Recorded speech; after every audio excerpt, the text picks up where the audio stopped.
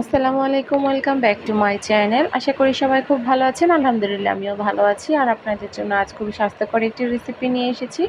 এটা হচ্ছে কলার মোচা। অনেকেই হয়তো চিনতে পারছেন দেখে, আর যারা চিনতে পারছেন না তাদেরকে আমি পরিচয় করিয়ে দিচ্ছি। আমরা যে কলা খাই, কলার যে ফুলটা হয় ওটাকে কলার মোচা বলা হয়, আর এই থেকেই কিন্তু কলা তৈরি হয়। তো যতটুকু কলা হওয়ার প্রয়োজন, কলা হওয়ার পর কিন্তু বাকি থেকে যায় এই কলার যে বড় ছড়িটা থাকে, ওর নিচে কিন্তু এই ফুলটা ঝুলে থাকে, আর এই ফুলগুলোকেই কিন্তু আমরা কলার মোচা বলে থাকি। এই মোচা তরকারি কিন্তু খেতে খুবই মজা আর খুবই পুষ্টিকর। আমি আজ এই মোচা রেসিপিটা আপনাদের সাথে শেয়ার করছি। তো এখানে আমি এই যে কলার মোচাটা নিয়ে নিয়েছি, আর এবার আমি পরিষ্কার করে নিচ্ছি। এর ভেতরে একটা শক্ত আটি থাকে, ওইটা ফেলে দিতে হয়, আর সাদা একটা আবরণ থাকে, ওইটাও ফেলে দিতে হয়।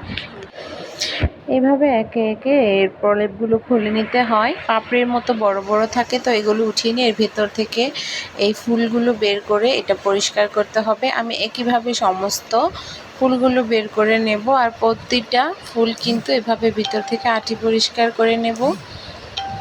এভাবে করে কিন্তু আমি এই রেসিপিটা তৈরি করব। আপনারা কিন্তু খুবই ভালোভাবে পরিষ্কার করে নেবেন। ভিতরে শক্ত যে আটিটা হয় ওইটা ফেলে দেবেন, তা না হলে কিন্তু যখন ব্লেন্ড করতে যাবেন, সেদ্ধ করার পর বা পাটায় পেস্তে যাবেন, তাহলে কিন্তু এটা বেজে আসবে। এই যে দেখুন, এটা কিন্তু অনেকই শক্ত, এটা মানে বাটা যাবে না, সেদ্ধ করার পরও একটু কষ্ট হবে, তো এটা ফেলে দিলে ভালো হয়। এভাবে করে আমি পরিষ্কার করে নিয়েছি, আর এবারে কিন্তু এগুলো সিদ্ধ করে নেব ভালো করে ধুয়ে। আমি এখানে সবগুলো ছড়িয়ে নিয়েছি। তো আমি এবার এটা কড়াই দিয়ে দিলাম, পানি দিয়ে দিলাম, আর দিয়ে দিয়েছি এক টেবিল চামচের মতো একটু হলুদ দিয়ে দিচ্ছি, আর সামান্য একটু লবণ দিয়ে এটা মেখে আমি সিদ্ধ করে নিচ্ছি। খুব ভালো করে সিদ্ধ করে নিয়ে এটা পাটায় পিষে নিতেও পারেন বা মিক্সিতে ব্লেন্ড করতেও পারেন। এরপর মূল রান্নায় চলে যাব। তো এবার আমি চুলায় কড়াই বসিয়ে নিয়েছি, আর এর মধ্যে আমি হাফ কাপ তেল দিয়ে দিচ্ছি।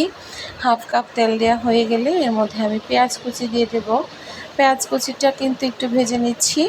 এটা কিন্তু খুবই সিম্পল একটা রান্না, খুবই সহজ একটা রান্না। তবে যারা কখনো মোচা তরকারি খায়নি বা বোঝেই না এটা যে খাওয়া যায়, তাদের জন্য খুবই মানে একটা আকর্ষণীয় একটা রেসিপি। তো এইভাবে করে আপনার রেসিপিটা ট্রাই করবেন। এখানে আমি গোটা মশলা দিয়ে দিয়েছি, এবারে আদা রসুন আর জিরা এগুলো আমি দিয়ে দিচ্ছি। বাটা মশলাগুলো দিয়ে একটু ভেজে নিচ্ছি। আমার রান্নাটা ভালো লেগে থাকলে কিন্তু আমার ভিডিওটা লাইক কমেন্ট শেয়ার করে দেবেন।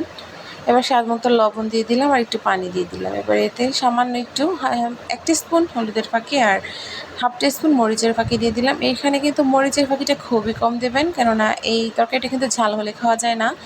তো এভাবে করে কিন্তু আপনারা এই মোচাটার রেসিপিটা তৈরি করতে পারেন। খুবই অল্প সময় লাগবে, আর খুবই মজাদার আর পুষ্টিকর একটি খাবার কিন্তু এই মোচা তরকারি।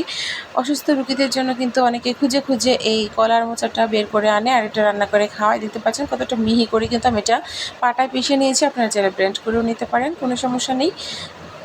এবারে চুলার আঁচ একদম কমিয়ে দিয়ে জাস্ট এই মশলার মধ্যে, তেলের মধ্যে এই মোচাটা রান্না করতে হবে। কোনো প্রকার পানি অ্যাড করার কোনো প্রয়োজন নেই, বা ঢাকনা দিয়ে ঢাকারও কোনো প্রয়োজন নেই। তো এইভাবে করে আপনারা কিন্তু বাড়িতে অবশ্যই ট্রাই করবেন। ভালো লাগলে চ্যানেলটাকে সাবস্ক্রাইব করে দেবেন, আর কেমন লাগলো কমেন্ট বক্সে জানাবেন। আমার ভিডিওটা ভালো লেগে থাকলে অবশ্যই চ্যানেলটা সাবস্ক্রাইব করে রাখবেন। যারা নতুন দেখছেন, তাহলে কিন্তু খুব সহজে আমার ভিডিওগুলো আপনারা পেয়ে যাবেন। দেখুন, এবারে আমি কিন্তু প্লেটে সার্ভ করে নিচ্ছি। একটু গরম গরম ভাতের সাথে একটু লেবু চিপে খেলে কিন্তু দারুণ লাগবে। তো আপনারা এভাবে করে ট্রাই করবেন। সবাই ভালো থাকবেন, সুস্থ থাকবেন। আল্লাহ হাফেজ।